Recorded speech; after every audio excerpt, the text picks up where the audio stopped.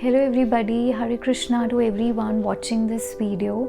And day before yesterday, it was Gita Jayanti, which is one of the pious and auspicious occasion for all the Hindus in India.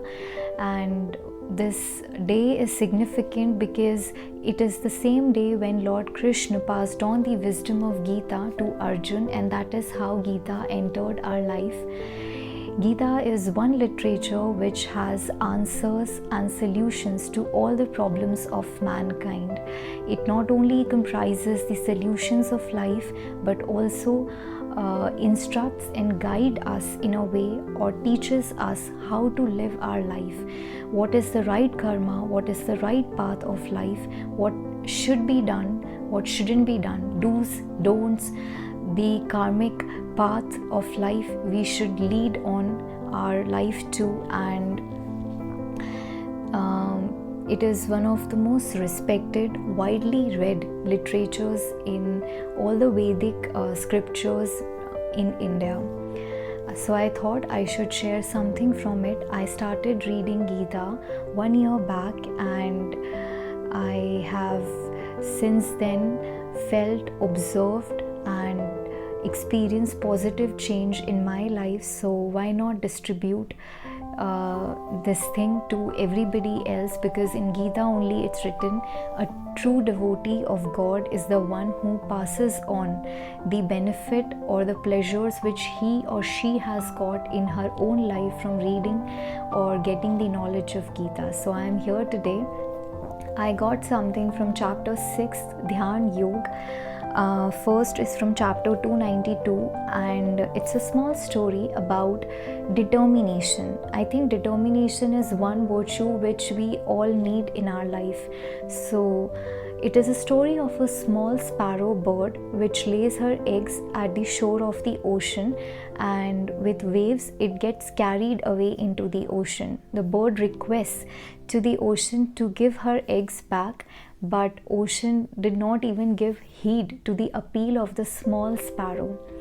So she decides and then determines that I'm going to take my eggs back no matter what all energy is required. So she starts jumping, going, filling her beak with the seawater, coming back and releasing it. And she thinks, I am going to dry up the ocean and take my eggs back. So every time she do that, all the animals or birds there, they started making fun out of, or mockery, because it was impossible, a small sparrow bird thinking I'm going to dry up the ocean. It was almost next to impossible task. So instead of helping her into it, they all started ridiculing her. The news got spread very quickly, and Garud is the gigantic bird of Lord Vishnu. When he came to know about this, he is also called as the king of all the birds. So he came and saw this activity of sparrow and got inspired that such a small bird having so much determination and faith to get her thing back, with the faith that I'm going to dry up the ocean no matter how much time and effort and energy it is required from her side. So Garud then decided to help the sparrow and gave the warning to the ocean that if you don't return back the eggs, I am going to start doing the task which up till now sparrow was doing. That is, I am going to take up the task of drying up the ocean.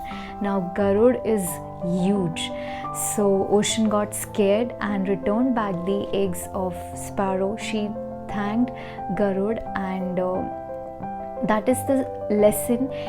If a small bird is determined and has decided in her mind and want that this thing should happen, that no matter what, all the forces of the world or all the forces of the universe will involve and will help her. Even God sent His own best people to help you out when you are determined to do something in life. Like Sparrow got the help of Garud, who is the vehicle, or you can say the gigantic bird, Lord Vishnu's most loved devotee, he himself came to the rescue of Sparrow. So it's wonderfully written in the last few lines that anyone follows the principles with great determination, the Lord will surely help, for God help those who help themselves. I think we all have grown up listening to this from our parents, in our moral science class, from our teachers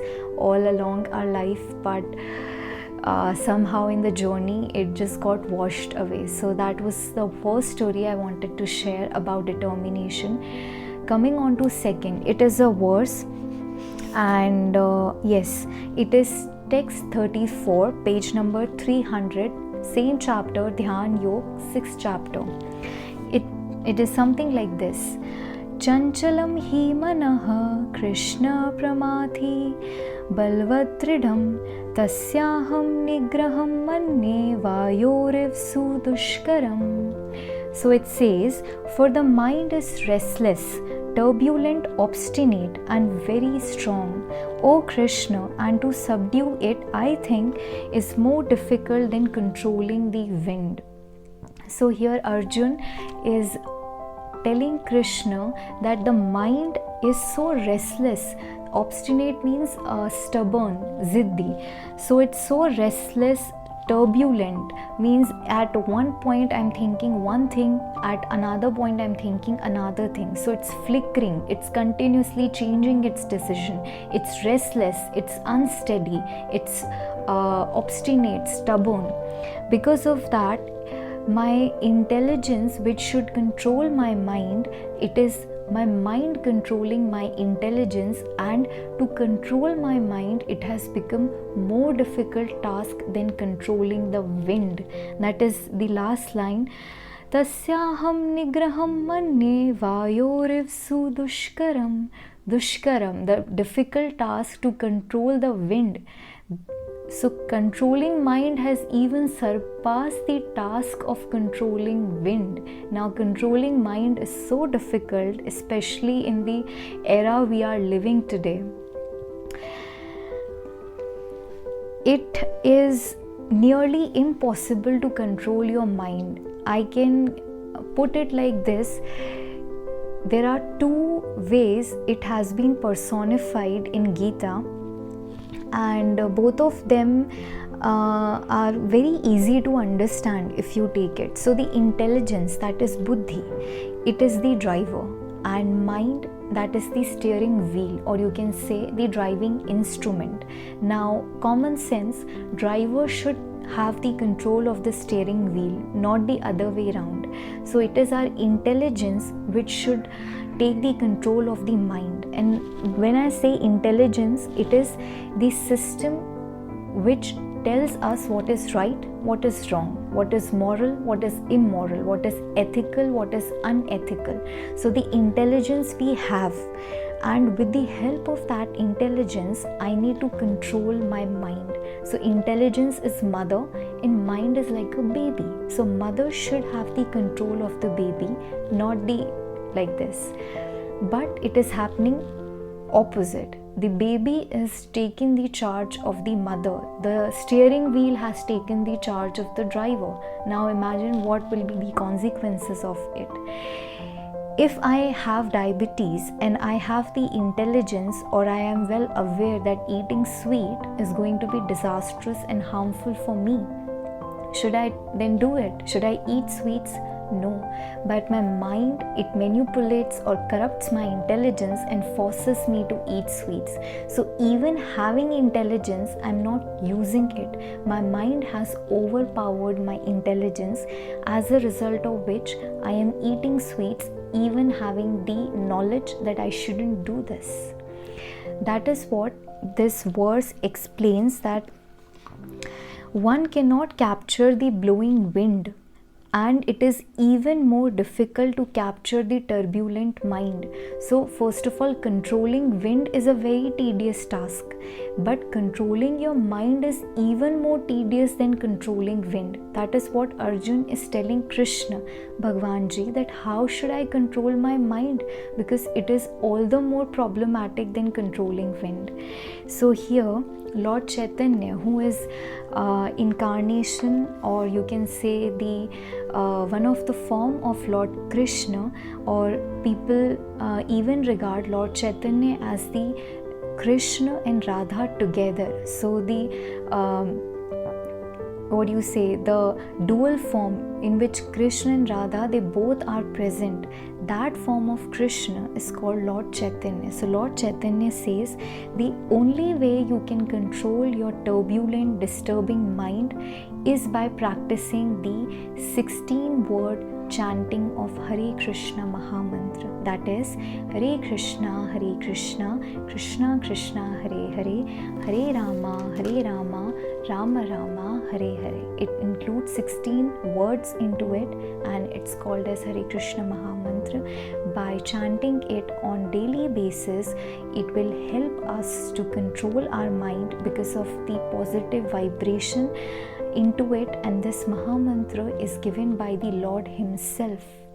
So I feel I have done it personally. Just the vibration and the sound of this Mahamantra has got so much energy into it. Just try practicing it on daily basis if you can, and you will see your mind will little by little, day by day, will get into your control, or you will be having more power onto it. You will have control in the sense, if you have decided something, you will be able to do it. Your mind will not run or take the charge and run its own marathon. No, your mind will be in your control, and you will be able to take the charge of your body. So that is the two things I wanted to convey about determination and how to control mind. I thought it is relevant enough to share with you all.